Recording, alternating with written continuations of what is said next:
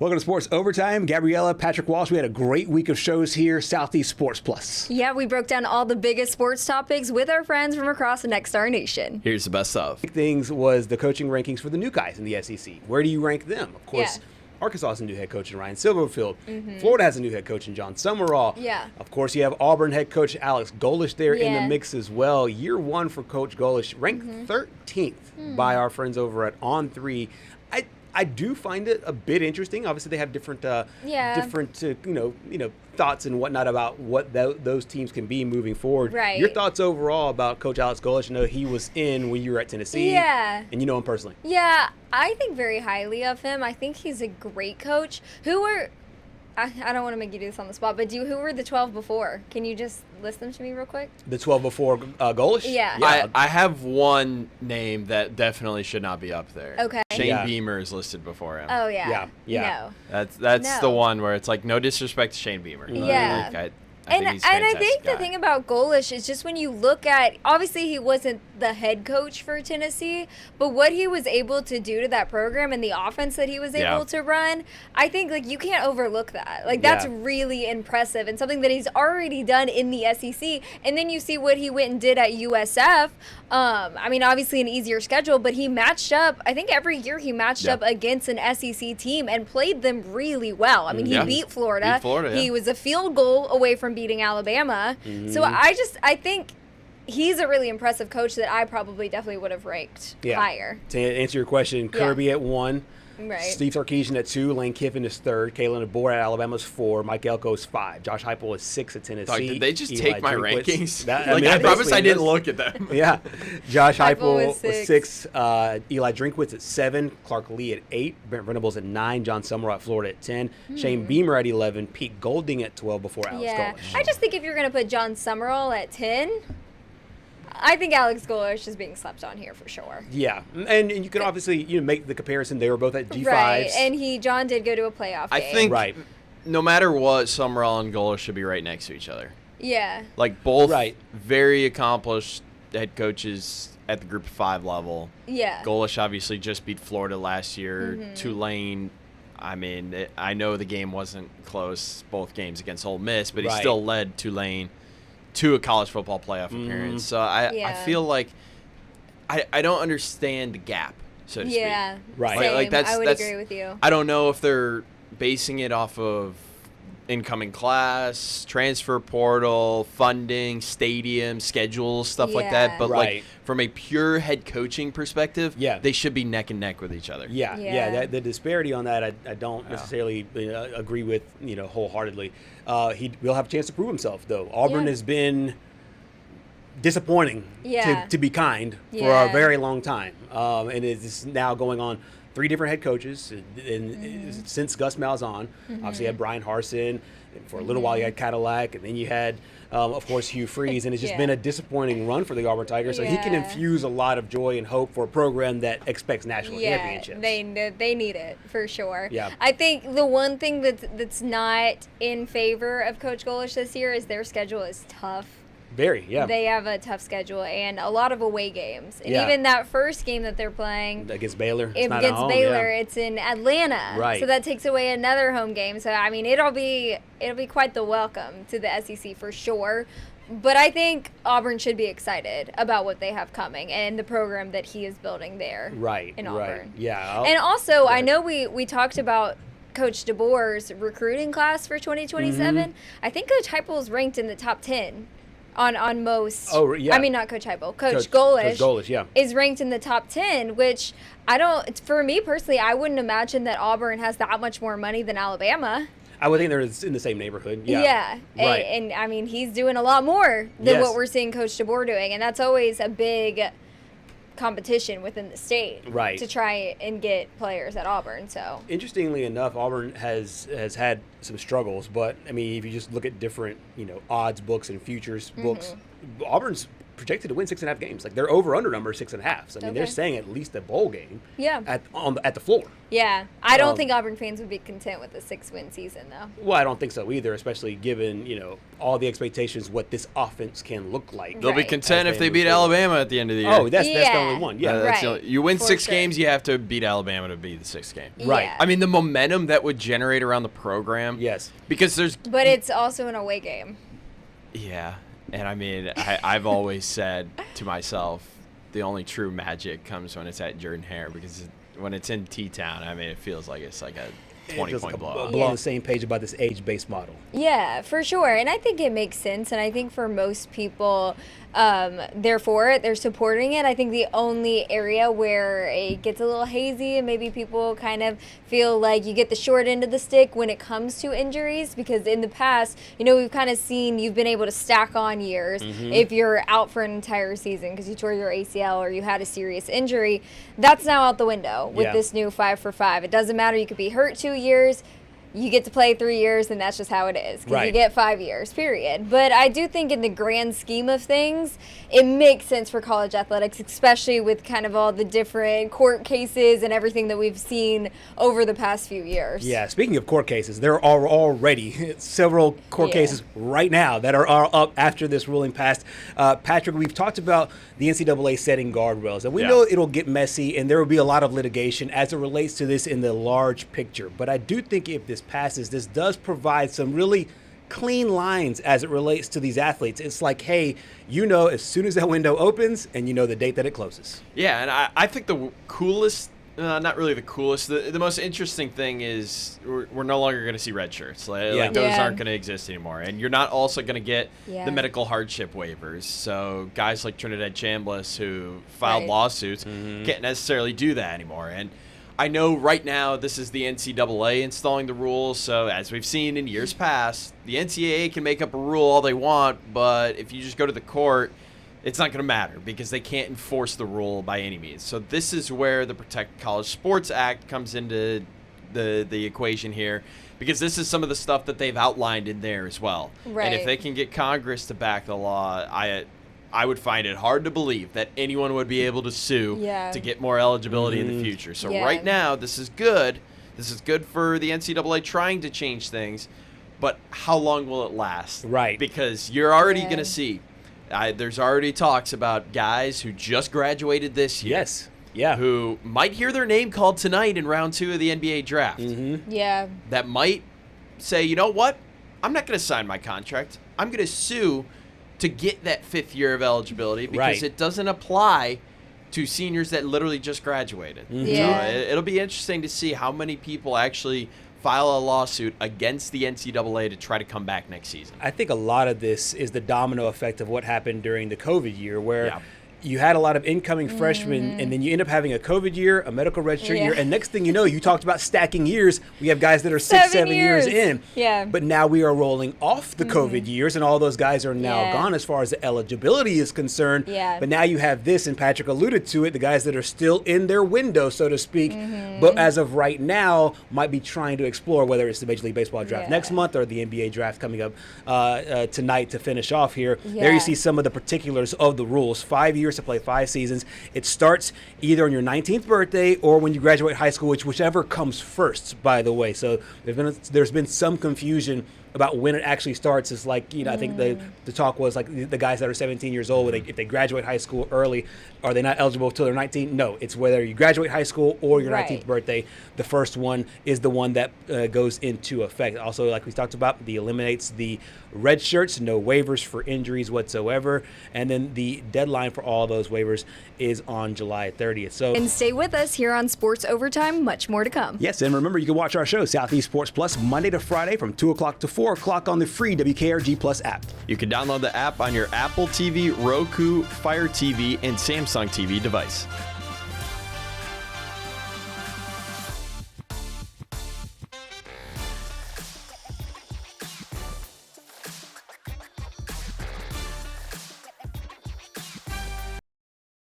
The NBA draft is now come and gone. Second round action.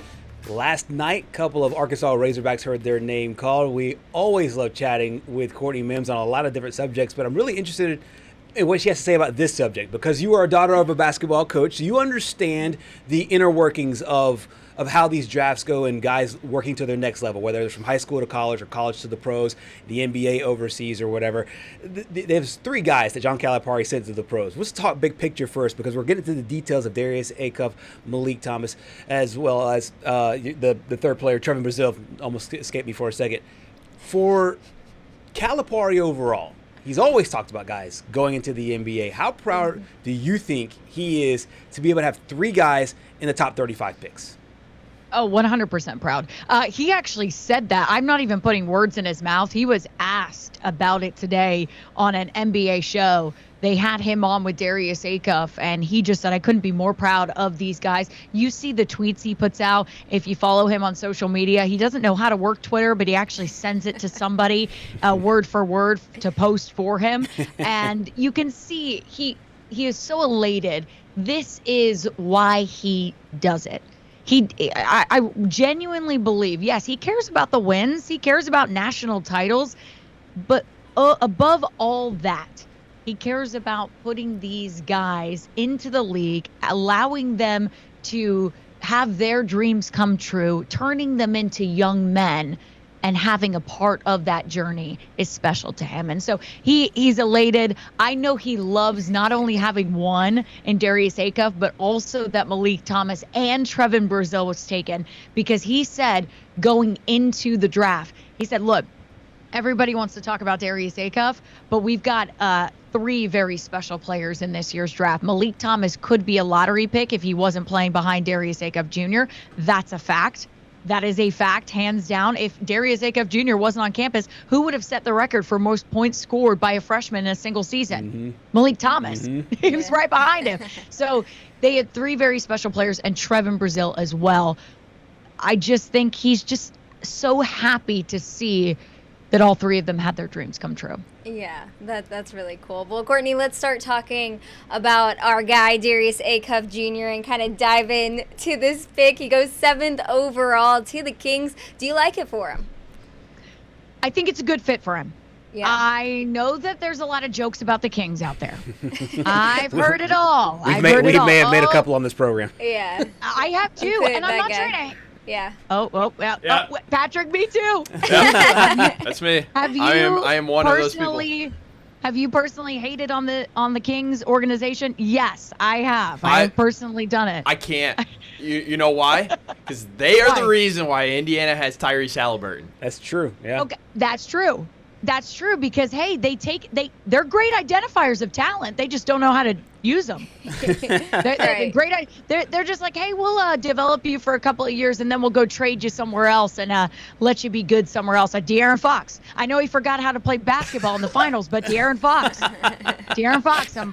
There's another one. Sorry. Hey, the A's do the same thing, and they're not too far away from each other. Well, maybe it's something in the water over there. The water in Sacktown.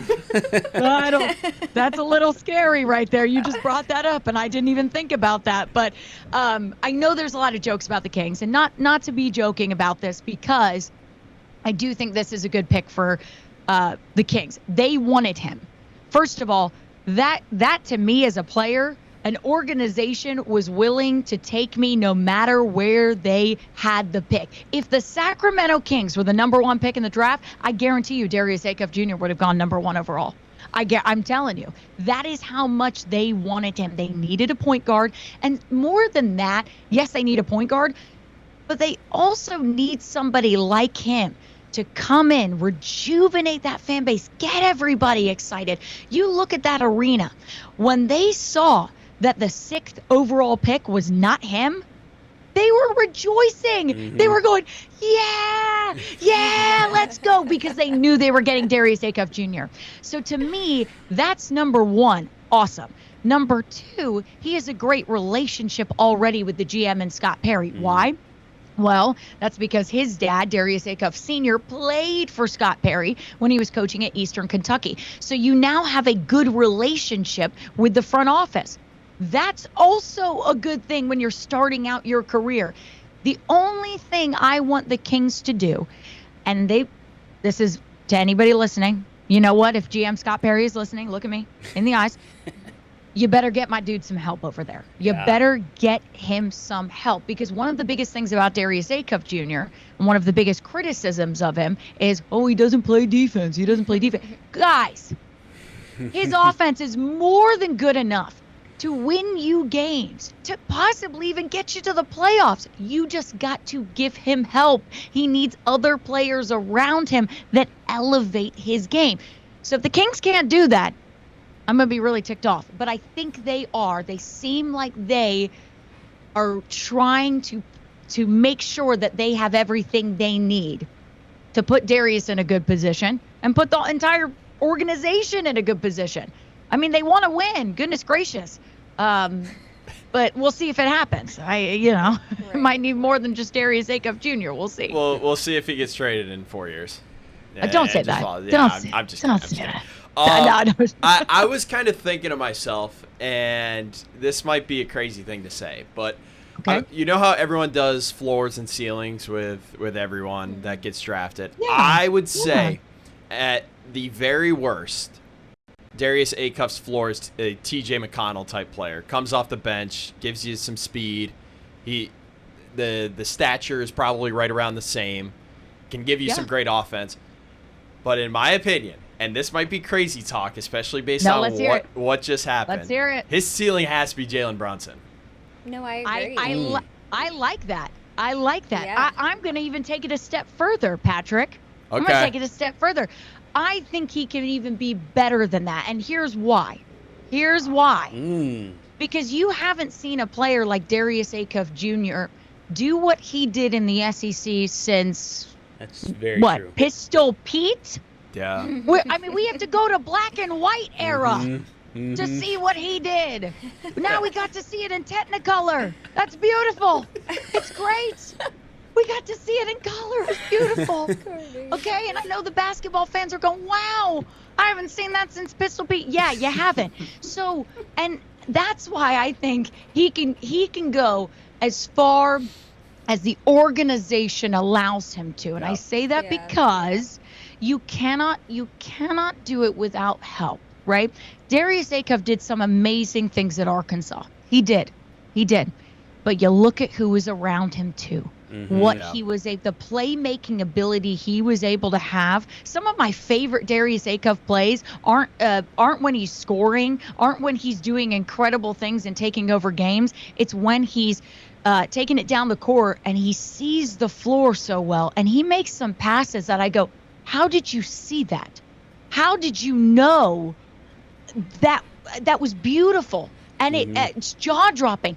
You need other talented players like a Malik Thomas, right? Right. Like a Trevin Brazil, right? Like a Billy Richmond around you if you are to be the level of talent that Darius Acuff Jr. showed when he was at Arkansas. And stay with us here on Sports Overtime. Much more to come. Yes, and remember, you can watch our show, Southeast Sports Plus, Monday to Friday from 2 o'clock to 4 o'clock on the free WKRG Plus app. You can download the app on your Apple TV, Roku, Fire TV, and Samsung TV device.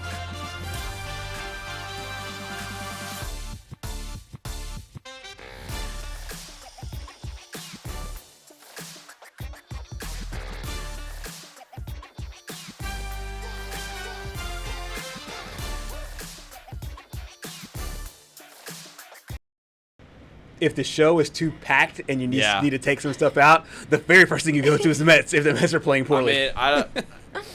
The Mets are 1,000 miles away from Mobile, Alabama. Right. So but if they're winning, we're definitely going to be talking about them. Well, guess what? They're not winning, and we're talking about them today. And actually, we're talking about them 3 times. So the first one, Dansby Swanson, former Vanderbilt star. 7 RBI in Game 1 yesterday, a 3-run home run and a grand slam. Follows it up with 4 more RBI in the night game. 11 RBI in one day, 15 in the series. And for the Mets fans, that's gotta hurt. On the other side of that, that's awesome for me because my boys are rolling right now. We had a little 12-game stretch. We played the Colorado Rockies, played the San Diego Padres. Really should have won more. We won 6-6. But right now, They say you get your get back against the Mets. We did it. So far, 2 games. We got another. That's how bad the Mets are. We got another game tonight. It is bad, but every now and again, you just need a game to pad your. You ever play that team in high school where it was just they were so bad you just knew you could pad all your stats. So this is you're done talking about that. Unfortunately, it gets worse. The Mets infield somehow found a way to commit 6 errors in one game last night. Wow. Pretty embarrassing. And it just looked like bad news bears out there. It looked like your local Little League squad, right on what Gerhard was talking about. Yikes. Guys just can't play defense at all. Lindor makes a couple errors. Simeon makes a couple errors. Yeah. Our friend up there at Pix 11, Simone Eli, this game was not on their network. The game tomorrow will be. But in unison. That's gotta hurt. That's our show tonight. Thank you so much for joining us for Sports Overtime. And remember, you can watch our show, Southeast Sports Plus, weekdays from 2 to 4 p.m. Good night.